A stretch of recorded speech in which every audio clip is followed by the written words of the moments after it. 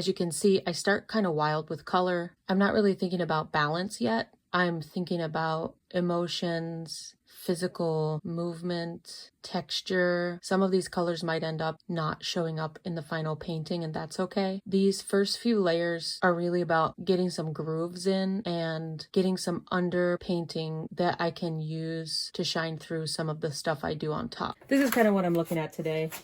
I've got this painting started. It's on an 8x10 cradled wood panel. I probably have, I don't know, 8, 10, 12 layers on it already so far. I'm not getting paints out right now because I only have about half an hour to work on this right now until tomorrow. So I got my pastels out. I really like the way oil pastel texture shows up underneath acrylic paint. So what I'm looking for is to turn some of this yellower into something a little more orange. I'm also looking to maybe add some more reds, magentas, vermilions, a little bit in here. And what I think a lot about is how do I want to feel when I look at it. I tend to want my paintings to feel like environments where your nervous system can feel like it can take a breath inside. Almost like I'm very inspired by being outside in these landscapes because that's where I feel like my nervous system can take a break. And so I'm looking at this thinking of the figures are going to probably be about that big, like real tiny. And I'm sort of liking this dark area here into here, almost like a through line. I didn't know that until I showed up today and looked at this a bunch of different ways. And the two that I came up with were this one or this one. And I think I'm most interested in this one.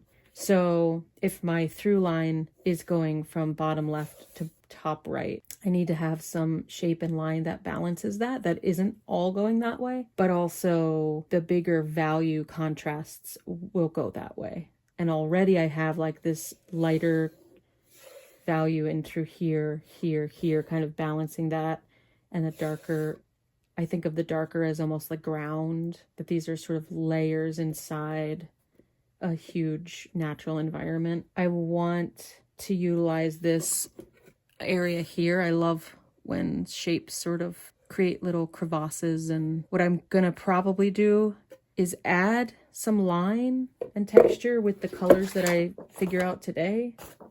I'm gonna be adding some warmth to this, and then when I come in with paint, I'm gonna want to create a little more contrast between this dark and especially here, around here, because I have a feeling this is where I'm gonna put my friend's kid and their dog. I'm really not liking the yellow up here or these multiple lines that kind of disappear completely. I think that if I were to come in with something more bold, even if I knock it back, that new bold stuff is gonna knock this back into background.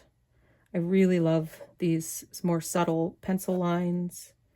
I love that we have shapes and line going up and up in the sort of opposite ways of the main movement of where I'm going to do the value contrast so that this is working. I also obviously need to fix up some edges. I always paint around the edges so that these environments keep going. Really unfinished. This feels good. This feels really good, this side. All right, I'm going to go into some fast forward mode while I try out a bunch of different warm colors from a lot of different types of pastel. The process here is that I'm narrowing it down and then narrowing it down again from all the possibilities of color. I'm drawing lines the way I might draw them right on the painting. So I'm doing it on this piece of paper on top of the painting so that I can see what those colors look like with the colors on the painting already. I'm also testing for what kind of texture they make. I narrowed down from those big pans of lots of colors to this, and now I'm narrowing down from this. This is still too many, and I wanted to point out that these are all different brands of oil pastel. There's a lot of different consistencies you can get. The really cheap brands tend to be harder. I don't even know what this Royal Lanicle Essentials. I probably got this set for like $3 for a whole pack of 24 or something. They tend to be a lot more firm, less comes off. They're a little waxier. I really like this for line and for staying put under paint a lot better. Then you've got some Winsor & Newton. These are softer, they're not waxy. They're still firmer than the Sennelier, which are super creamy and sort of disappear really fast, are a lot messier. These also not waxy. In fact, they feel like they have lots of oil in them. These are really useful to have all different variety because they do different things. Okay, I'm going to show you some of this pastel work in fast forward. I know that's kind of annoying, but my paintings take many, many weeks, if not months to make. There's no way for me to sit down and make an hour-long video to show you this process. So while I'm doing this pastel, it's almost like I'm going back to another phase of that beginning painting phase where I'm putting on a lot of things that I'm not really sure what will stick. So I'm laying in some tissue paper here to pick up some of the paint that I put down.